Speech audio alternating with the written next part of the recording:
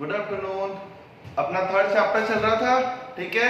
मेरी बात सुनो, एक बार फटाफट अपन रिवाइज करते हैं। अपन ने फर्स्ट चैप्टर पढ़ा था ऑडिट का मतलब क्या होता है, दूसरा चैप्टर पढ़ा था ऑडिट कितनी तरह की होती है, किसको जरूरी होती है किसको नहीं होती है, और अभी अपना तीसरा चैप्टर है टूल्स ऑफ ऑडिट। और टूल्स ऑफ ऑडिट में अपन ने क्या पढ़ा था, एक ऑडिटर के पास ऑडिट करने के लिए कौन कौन से हथियार होते हैं, कितने तरीके से वो अपने काम को कंप्लीट कर सकता है, ठीक है। तो अगर इक्विपमेंट नहीं होंगे किसी लेबर के पास तो वो अपना काम नहीं कर सकता। उसी तरह से अगर ऑडिटर के पास ये टूल्स नहीं है तो वो ऑडिट भी नहीं कर सकता है। फिर अपन ने क्या पढ़ा था, इसके अंदर चार चीजें पढ़ी थी ना।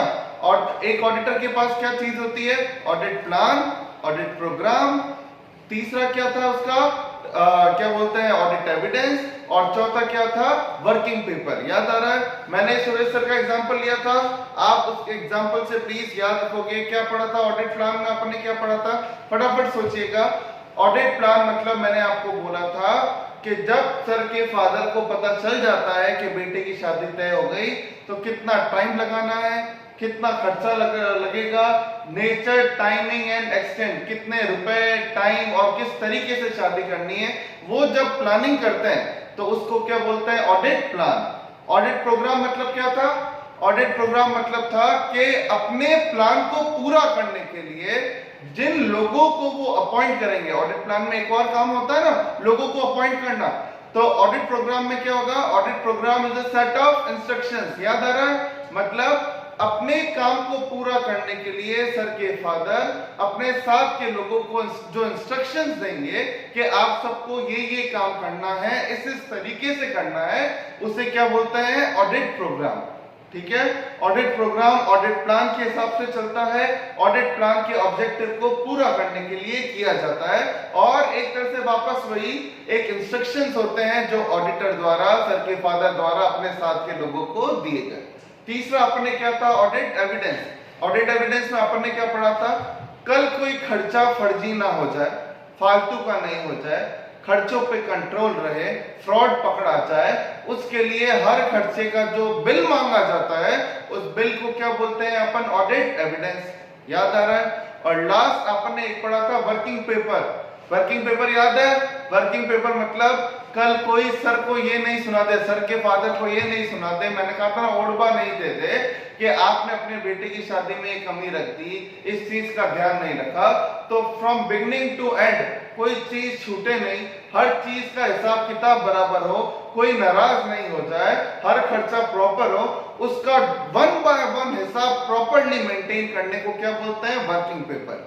मैंने आपको बोला था ऑडिट एविडेंस और वर्किंग पेपर में डिफरेंस क्या है। ऑडिट एविडेंस मतलब सामने वाली पार्टी से जिसको पेमेंट दे रहे हो उससे बिल लेना कि कहीं फर्जी ना हो, और वर्किंग पेपर मतलब जो आप अपने द्वारा खुद मेंटेन करते हो कि हाँ मैंने ये काम करने के लिए ये सारी चीजें की है। क्लियर। अब बच्चों अपन आगे चलते हैं थोड़ा डिटेल में, क्योंकि आपके एग्जाम में जो क्वेश्चन आएंगे उसमें से एक ऐसा पॉइंट आएगा जिसमें आपको पकड़ना पड़ेगा क्या ये ऑडिट प्लान का प्रोग्राम पार्ट है या नहीं है। एक लाइन आती है कि एक ऑडिटर ने, मेरी बात सुनो प्लीज, एक ऑडिटर ने ये खर्चा करने में ये चीजें चेक करी। एक तो क्या वो ऑडिट प्लान का प्रोग्राम पार्ट है या वो प्रोग्राम का पार्ट है। कहने का मतलब अब आज जो टॉपिक अपन पढ़ेंगे वो थोड़ा डिटेल में पढ़ेंगे उन चारों चीजों को, जिसमें अपन को ये एग्जाम में मल्टीपल चॉइसेस में आइडिया लगेगा कि क्या अगर ये बंदा ये खर्चा करता है, इस तरीके से चेकिंग करता है, तो इस केस में ये प्लान प्रोग्राम का पार्ट माना जाएगा या नहीं माना जाएगा। ठीक है।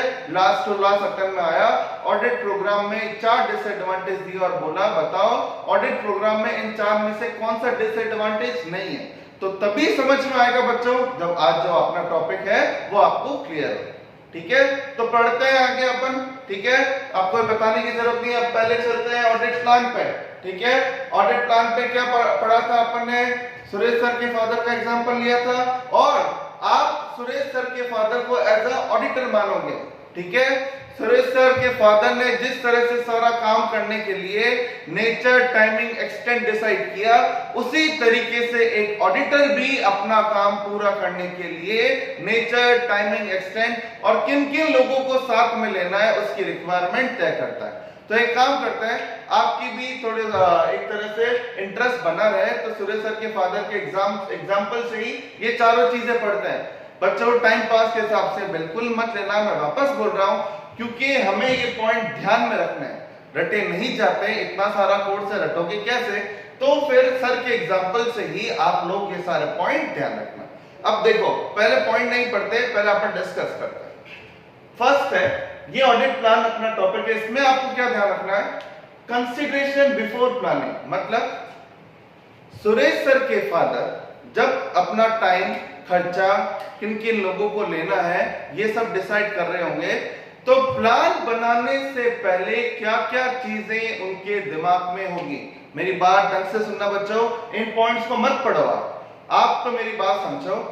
अगर कोई फादर अपने बेटे की शादी की तैयारी करने का काम चालू करने वाला है, तो चालू करने से पहले, प्लान बनाने से पहले उसके दिमाग में क्या क्या बातें आएंगी, थोड़ा सोच के देखो। टाइम लो, आराम से आप लोग सोचिए क्या क्या चीजें उनके दिमाग में आएगी प्लानिंग से पहले, ताकि कोई चीज में गलती ना हो। ठीक है, तो आप सोचो सबसे पहले उनके दिमाग में क्या क्या आएगा। पहली चीज, वो खुद किस रिस्पॉन्सिबिलिटी पे, मतलब वो इस बार इस शादी में, हर शादी में कोई फूफा जी का रोल निभाता है, कोई मामा का रोल निभाता है। मामा का रोल निभाता है तो मामा को पता है अपन को तो एक टाइम का खाना करना है वगैरह वगैरह, बाकी वो जाने उनका काम। फूफा जी का रोल निभाता है तो फूफा जी का रोल निभाता है तो उसको तो लड़ाई करनी है। तो अभी ना वो फूफा जी के रोल में है ना मामा के, अभी वो फादर के रोल में। तो और सबसे पहले सर के फादर सोचेंगे इस शादी में मेरा रोल क्या है, रोल क्या है और मुझे परिवार से क्या रिस्पॉन्सिबिलिटी मिली है।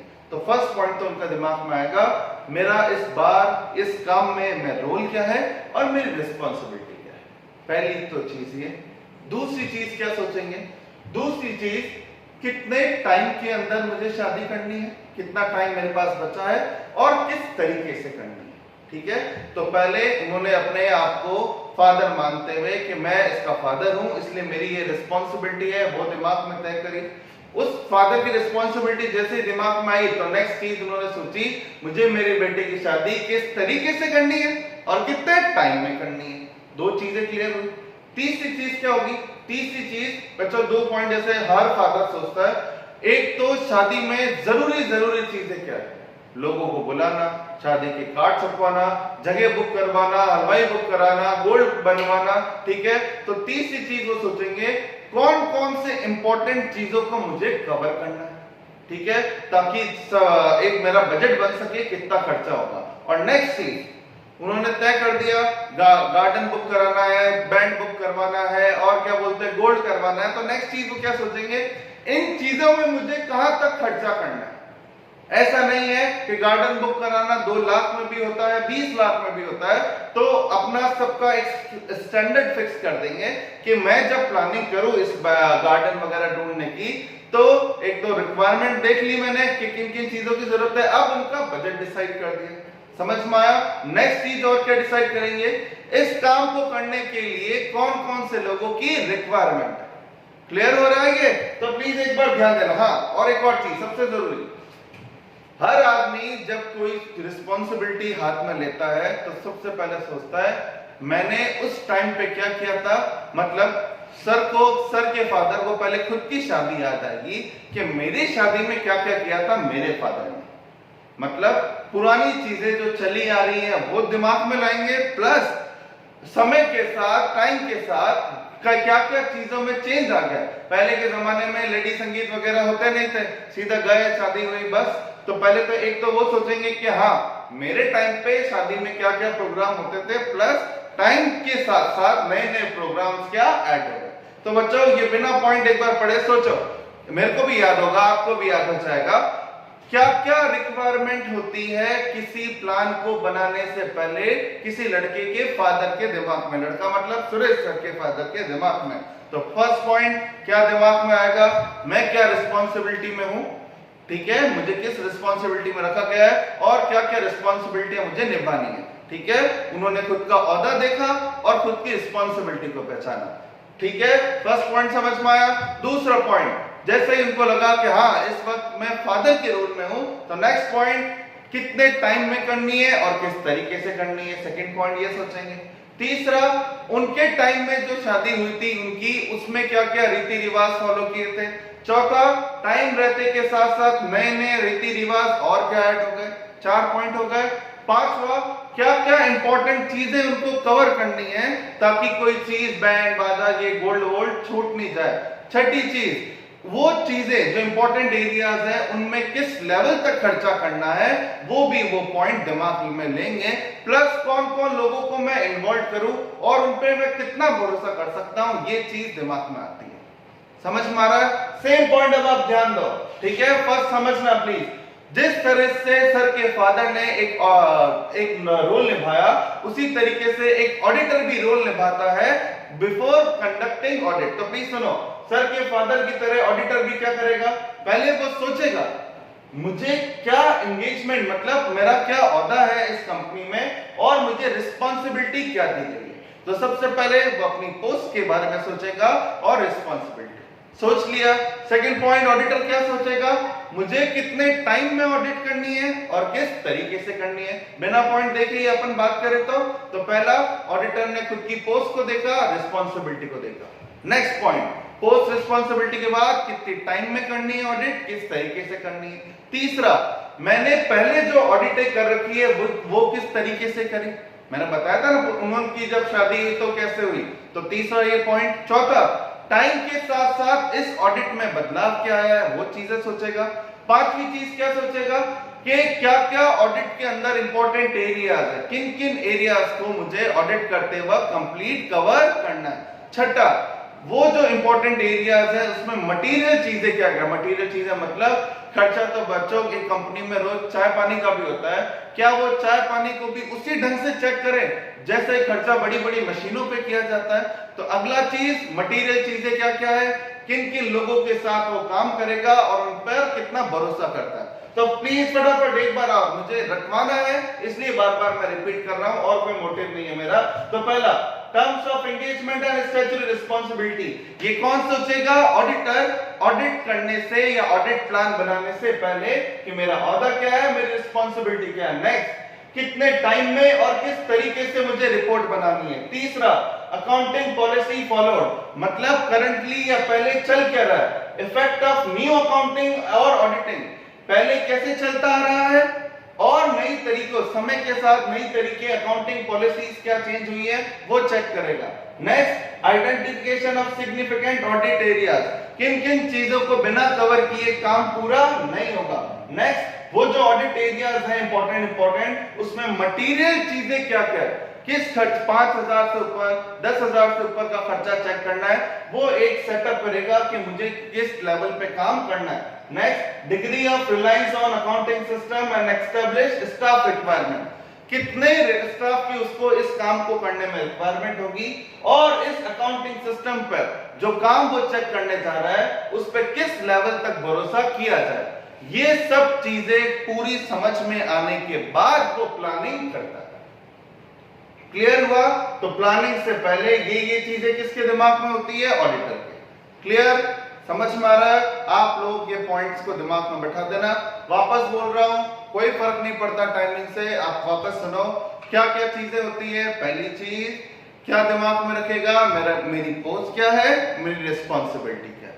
पोस्ट रिस्पॉन्सिबिलिटी के बाद किस तरीके से करनी है, कैसे करनी है। तीसरा, कंपनी जो है ऑलरेडी कौन सा अकाउंटिंग सिस्टम फॉलो कर रही है, टाइम रहते के साथ नई अकाउंटिंग पॉलिसीज क्या चेंज हुई है।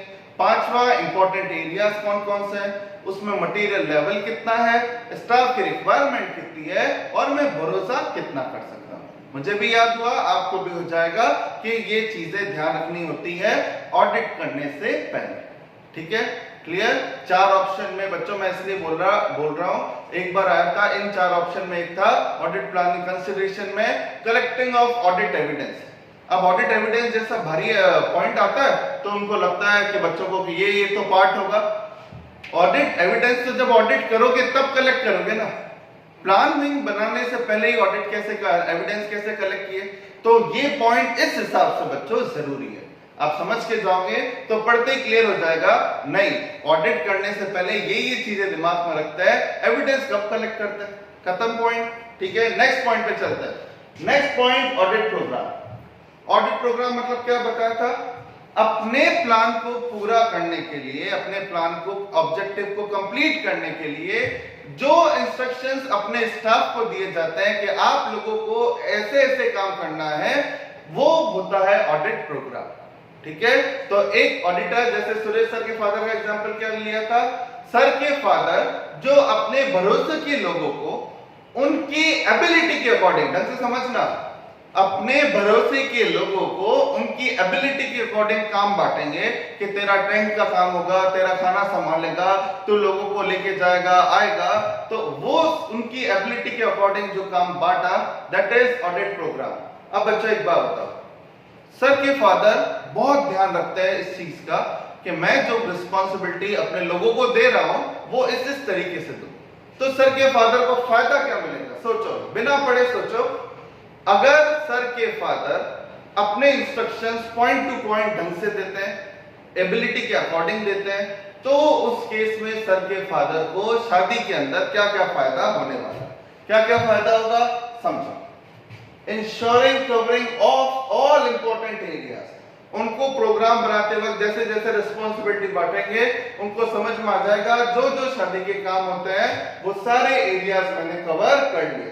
सेकंड सबसे इंपॉर्टेंट चीज क्या एडवांटेज होगा, अगर वो ऑडिट प्रोग्राम लोगों की जो जो उनके साथ में उसकी एबिलिटी के हिसाब से बांटेंगे, मतलब हितेश सर कह दिया कि भाई कुछ सुरेश सर को तैयार करवा के लाना, तो उनको अब एबिलिटी उनकी अच्छी है, तो अब इससे फायदा क्या होगा, जिसकी जो एबिलिटी थी उसके हिसाब से उसने काम किया तो उन्हीं को बेनिफिट मिलेगा। तो प्लीज सुनते जाइएगा। फर्स्ट, सारे एरियाज कवर हो जाएंगे। Next, distribution of work as per their competence and experience.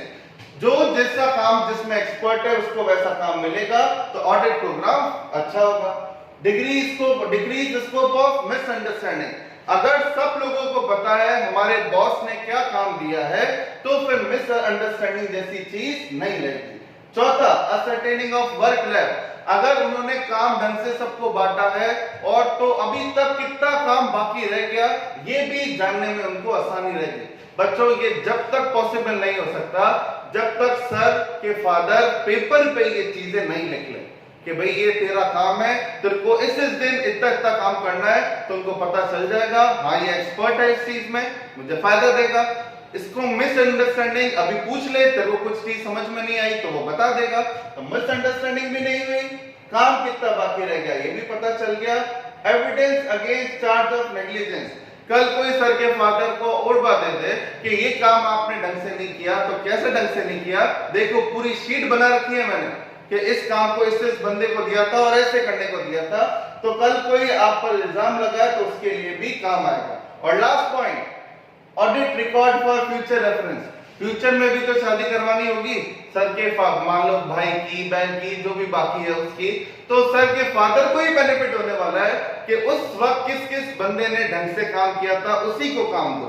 तो ये चीजें किसके एडवांटेज है बच्चों, ऑडिट प्रोग्राम। वापस सुनना, कैसे याद करेंगे ऑडिट प्रोग्राम, मतलब एक इंस्ट्रक्शन जो ऑडिटर द्वारा दिए जाते हैं अपने साथ के लोगों को कि ये काम तुम्हें करना है। अगर इंस्ट्रक्शंस अच्छे हुए तो क्या क्या फायदा होगा।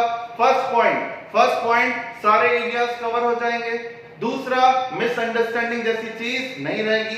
तीसरा, उनकी एबिलिटी के अकॉर्डिंग काम बांटा जाएगा। चौथा, कितना काम बाकी है ये भी पता चल जाएगा। पांचवा, कल कोई ओडबा दे दे काम ढंग से नहीं हुआ तो उसका भी सबूत रहेगा। और छठा, आने वाले समय में जब शादी होगी तो उनकी यही चीज बड़ी काम आएगी। क्लियर। और अब है डिसएडवांटेज। एक बार फिर ऑडिटर के हिसाब से भी पढ़ेंगे। डिसएडवांटेज क्या बच्चों, सुनो। डिसएडवांटेज मतलब ऑडिट प्रोग्राम जो सर के फादर बनाएंगे उससे नुकसान भी है बच्चों। नुकसान क्या है। फर्स्ट चीज, सर के फादर ने कहा लेडी संगीत में इन लोगों को बुलाना, ठीक है। मान लो सर के सुरेश सर को लगा था कि थोड़ा डीजे वगैरह ढंग से रखेंगे, लेकिन सर के फादर ने पुराने टाइम के हिसाब से लगवा दिया, ठीक है। तो इसमें प्रॉब्लम क्या है बच्चों, सर के फादर को आज की नई जनरेशन की बात पता नहीं थी, लेकिन उन्होंने ऑर्डर दिया, सामने वाले से नहीं सुना। तो फर्स्ट पॉइंट क्या डिसएडवांटेज क्या होता है, किसी को बोलने का मौका नहीं मिलता और काम खराब भी हो सकता है। क्लियर? ठीक है, जरूरी नहीं है कि सर के फादर हर चीज में, एक तो आज के जमाने के हिसाब से हर चीज में एक्सपर्ट हो, अगर राय ले लेते तो शायद गलती नहीं होती। ठीक है, तो देखो एक ये रिजिडिटी, यही मतलब है। न्यू एरियाज में भी ओवरलुक, मतलब नई नई चीजें जो आजकल जमाने में आ गई, नए नए टाइम में आ गई, वो चीजें सर के फादर को नहीं पता है, तो उस केस के अंदर भी नुकसान होगा और थोड़ा डिससैटिस्फैक्शन लेवल बढ़ेगा। तीसरी चीज, reduce initiative of efficient staff. अगर एफिशिएंट उनके साथ वाले अच्छे हैं और उनको पता है वो काम कैसे करना है, लेकिन उनके कहने के मुताबिक ही करना पड़ेगा, तो उस केस में अंदर ये बहुत डिसएडवांटेज है प्रोग्राम का कि अगर ऑडिट प्रोग्राम में थोड़ी लिबरलाइजेशन दी जाए तो इतना नुकसान नहीं होता। और चौथा है, audit work becomes mechanical. Mechanical मतलब क्या होता है बच्चों? मैकेनिकल्स में क्या चीज होती है कि कोई चीज किसी भी तरह से कंडक्ट करनी है बस। अगर आप थोड़ा सा लिबरल होके ये सोचो कि अगर प्रॉब्लम आ रही है तो मैं प्लान चेंज कर दूं, प्रोग्राम बदल दूं, लेकिन अगर आप मैकेनिकल हो जाते हैं, मतलब अब जैसे भी है बस खत्म करना है, तो उस केस में पूरा काम सही तरीके से नहीं होता। ठीक है, आपको इतना डीप में नहीं जाना, बट समझना है कि ऑडिट प्रोग्राम में अगर स्ट्रिक्ट ऑडिट प्रोग्राम हो तो उसके नुकसान भी होते हैं और अच्छा प्रोग्राम हो तो फायदे भी। समझ में आ रहा है? तो डिसएडवांटेज, अब एक बार ऑडिट के एडवांटेज डिसएडवांटेज सुनिएगा प्लीज। ऑडिट प्रोग्राम के एडवांटेज और डिसएडवांटेज अपन एक ऑडिटर के हिसाब से पढ़ते हैं, वापस याद रखना है सबको। फर्स्ट पॉइंट, अगर एक ऑडिटर अच्छा प्रोग्राम बनाता है, अच्छे इंस्ट्रक्शंस अपने स्टाफ को देता है, तो उसे ऑडिट करने में क्या क्या फायदा होगा? फर्स्ट पॉइंट, सारे के सारे इंपॉर्टेंट एरियाज कवर हो जाएंगे उस ऑडिटर के। सेकंड पॉइंट, अपनी स्टाफ की एबिलिटी के हिसाब से काम बांट पाएगा, स्टाफ को किसी प्रकार की मिसअंडरस्टैंडिंग नहीं होगी। अगर कोई काम बाकी है तो ऑडिटर को पता रहेगा। सेकंड, अगर कोई उसे ओरबा मिला ऑडिटर को कि कंपनी का ये काम तो आपने देखा ही नहीं, तो उसके पास एविडेंस रहेगा कि मैंने प्रोग्राम में इसको शामिल किया था। और लास्ट, आने वाले समय में भी जब ऑडिट करेगा तो यही प्रोग्राम काम आएगा। लेकिन इसी का डिसएडवांटेज क्या है स्ट्रिक्ट प्रोग्राम का? रिजिडिटी, मतलब अगर ऑडिटर ने अपने स्टाफ से नहीं सुना, अपने अकॉर्डिंग ही बना दिया, तो हो सकता है कुछ जगह छूट जाए या गलती हो। नहीं, ऑडिटर जैसे जैसे टाइम बदल रहा है उस तरीके से अगर ऑडिटर अपने आप को नहीं ढाल पाया तो कुछ नई चीजें जो है वो छूट जाएंगी। एफिशिएंट स्टाफ का पूरा ढंग से काम नहीं ले पाएगा और फाइनली जब मैकेनिकल टाइप में ऑडिट वो कराएगा तो ये पक्का है काम सिर्फ निबड़ेगा, अच्छे से निबड़ेगा, इसकी कोई गारंटी नहीं है। क्लियर हो गया प्रोग्राम? और लास्ट है आपका ऑडिट एविडेंस। ऑडिट एविडेंस मतलब मैंने क्या बोला था? ऑडिट एविडेंस मतलब सबूत होता है जिससे एक ऑडिटर कंक्लूजन पे पहुंचता है कि हाँ मैंने ये काम चेक कर लिया है, कोई फ्रॉड या चोरी की गलती की रिक्वायरमेंट नहीं।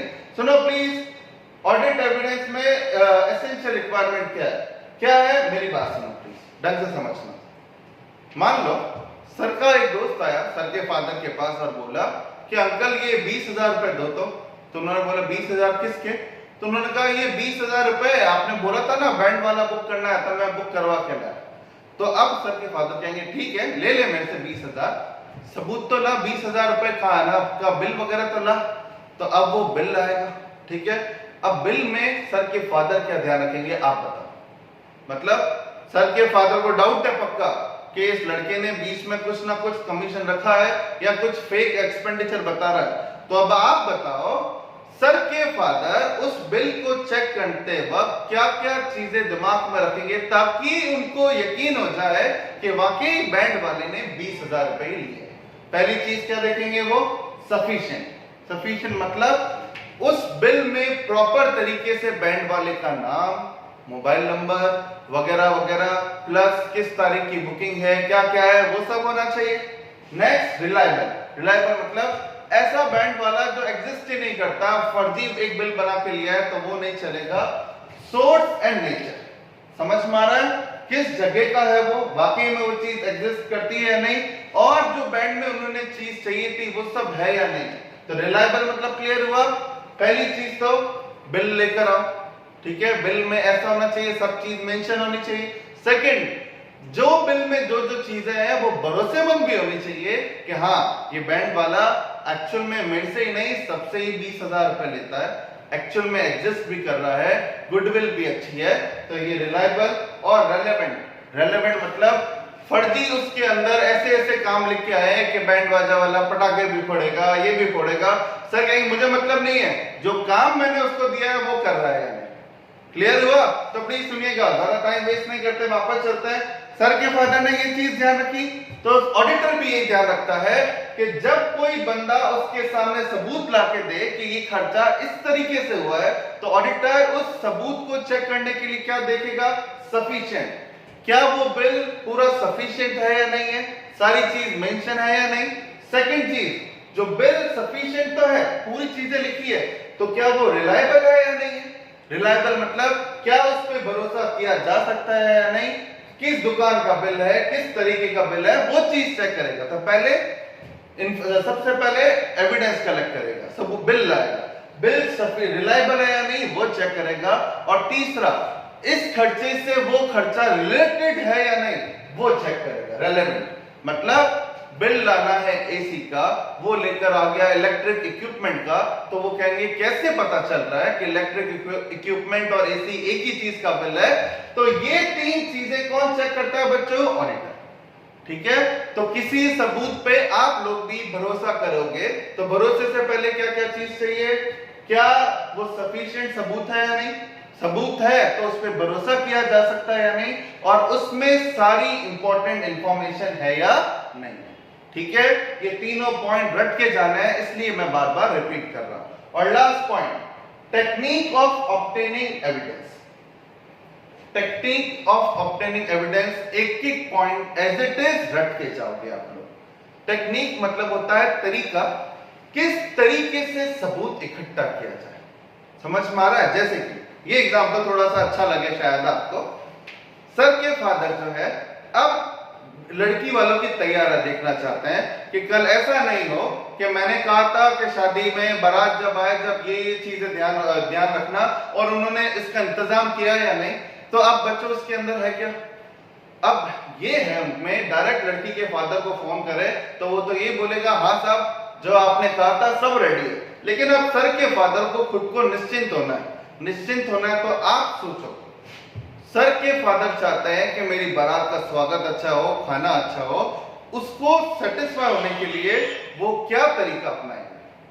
कि अगर आप सर इसके फादर होते हैं तो क्या तरीका अपनाते हैं? फर्स्ट पॉइंट, उस जगह पे जाके इंस्पेक्शन करने पहुंच जाते, वहां इंस्पेक्शन करते, घूमते कि इन्होंने क्या क्या तैयारी की है। इंस्पेक्शन के बाद ऑब्जर्वेशन, वहां जो जो लोग हैं उनकी तैयारियां चेक करते हैं कि हाँ मैंने 500 लोगों को खाना का बोला है और यहाँ तो 200 प्लेटें हैं। तो वो ऑब्जर्व करते कि भाई मैं तो इंस्पेक्शन मतलब समझ गए, वहां चेक करना। ऑब्जर्व करना मतलब क्या होता है? वहां देखना कि जो जो रिक्वायरमेंट बोली थी पूरी है या नहीं। तीसरा इंक्वायरी, वहां के लोगों जैसे ही देखो पहले वहां गए, पूरा गार्डन चेक किया कि हाँ भाई इतने लोगों की खाना यहाँ पे हो सकता है या नहीं। दूसरा ऑब्जर्व किया, प्लेटें वगैरह देख के, तैयारी देख के, फिर उनके मन में और डर लगा कि लगता है कि 500 लोगों की तैयारी नहीं करी। तो अब वहां पे जो हलवाई और जो कैटरर्स काम कर रहे थे उनसे क्या करेंगे? इंक्वायरी करेंगे कि हाँ भैया बताओ तो जिन लोगों ने आपको ऑर्डर दिया है वो लोगों, उन लोगों ने कितने लोगों के खाने का बोला। ठीक है, इंक्वायरी करी, इंक्वायरी करने पे गोलमाल लगा। तो अब कंफर्मेशन, इंक्वायरी और कंफर्मेशन में क्या फर्क होता है? वहां के कैटरर जो होंगे उनसे लिखवा के लेंगे कि लिख के दो, मुझे तैयारी से लग नहीं रहा 200 लोगों का भी खाना होगा, लिख के दो आप कि कम से कम 500 लोगों का आपने इंतजाम किया है। क्लियर हुआ? नेक्स्ट कंप्यूटेशन, अब कैलकुलेट करने बैठेंगे, सारा सब कुछ लेने के बाद कैलकुलेशन करेंगे कि वाकई में मुझे कहा था कि 500 लोगों पे 10 लाख खर्चा करूंगा, तो खर्चा है या नहीं। फिर होता है analytical review procedure. Review procedure मतलब रेशियोज वगैरह देखेंगे, मतलब 5 लाख का खर्चा है, 500 लोग हैं, इन्होंने कहा था मैं एक जने पे 1,500 खर्चा करूंगा, लेकिन रेशियो तो 1000 रुपए ही आ रहा है। लड़के के फादर अगर ऐसे होते हैं तो फिर वो बहुत ज्यादा ऐसे ही सोचते हैं। क्लियर हुआ? और लास्ट इंडिपेंडेंट एजुकेशन। अब खुद के हिसाब से सारा सोचेंगे कि हाँ ये सब चीज ठीक है या नहीं। मैं वापस बोल रहा हूं, किसका एग्जांपल लिया? आप ये अपनी नोटबुक में कहीं ना कहीं लिख लेना ताकि याद रहे, लास्ट में याद नहीं रहता। क्या है ये टेक्निक? टेक्निक मतलब अगर सर के फादर को ये निश्चिंत होना है कि बेटी के परिवार वालों ने तैयारियां अच्छी की है, तो तैयारियां चेक करने के लिए वो क्या क्या करते हैं? पहली चीज, वहां जाके इंस्पेक्शन करते हैं। इंस्पेक्शन के दौरान एक एक चीज चेक करके ऑब्जर्व करते हैं। ऑब्जर्व में डाउट लगता है तो वहां के आसपास से इंक्वायरी करते हैं, और वहां पे पता चलता है कि ये थोड़ा एक तरह से क्या बोलते हैं, ये बंदा थोड़ा काम का बंदा है या फिर रिस्पॉन्सिबल बंदा है, तो उससे कंफर्मेशन लेते हैं, सही बताओ गलत बताओ। पांचवी चीज, कैलकुलेशन करते हैं कि इसके एविडेंस के हिसाब से ये खर्चा कर भी रहा है या नहीं। और फिर रेशियो एंड ट्रेंड्स, मतलब इतने रुपए खर्च करने का बोला था, क्या वाकई में इसका पर पर्सन इतना खर्चा आ रहा है? और लास्ट, खुद की इंडिपेंडेंट सोच को भी इवैल्यूएट करके, खुद के एक्सपीरियंस को देखते हुए भी कैलकुलेशन करेंगे। तो वापस बोल रहा हूं, ऑडिटर भी यही करता है। जब ऑडिटर को पता चलता है कि 5 लाख रुपए की कार ली गई, तो ऑडिटर क्या करता है? कंपनी का खर्चा देखने के लिए खुद जाके इंस्पेक्ट करेगा, वहां पर जाके खुद ऑब्जर्व करेगा कि वाकई में ये खर्चा हुआ है या नहीं हुआ। फिर जो कंपनी के मैनेजर्स हैं उनसे इंक्वायरी करेगा। चौथा, इंक्वायरी करने के बाद अगर कंपनी के मैनेजर बोलेंगे हाँ ये खर्चा हमने किया है, तो उनसे रिटर्न में कंफर्मेशन लेगा। समझ में आ रहा है ना? रिटर्न में किसी से चीज लेना दैट इज कंफर्मेशन, और ओरल पूछना दैट इज इंक्वायरी। फिर खुद कैलकुलेट करेगा कि ये लोग जो लिख कर दे रहे हैं एक्चुअल में इतना खर्चा हुआ भी है या नहीं हुआ। फिर रेशियो चेक करेगा, क्या वाकई में एक साल में 5 आदमी इतना खर्चा करते हैं या नहीं, और फिर खुद की इंडिपेंडेंट सोच को भी अप्लाई करेगा और देखेगा क्या ये खर्चा सही है या गलत है। ठीक है? तो ये टेक्निक मतलब समझ में आया? टेक्निक मतलब तरीके, जिस तरीके से एविडेंस की जांच हुआ करती है। क्लियर हुआ? ठीक है, आपको ये पॉइंट वापस अभी सोचना, लिखने सारे जो भी मैंने स्टोरी बोली है, ताकि आप लोगों को ये सारे पॉइंट रटे जाए। समझ में आया? रटने का मतलब है अकल एग्जाम में इसमें कोई 6 या 4 क्वेश्चन, एक मल्टीपल चॉइस आया जहां 4 पॉइंट में एक ऐसा पॉइंट आया जो इसके अंदर इंक्लूड नहीं है, तो आपको वो पता होना चाहिए। ठीक है, चलो इसको एक बार वापस रिवाइज करो, फिर अपन लास्ट जो वर्किंग पेपर है वो पढ़ते हैं। ठीक है, चलो ये नोट भी करना।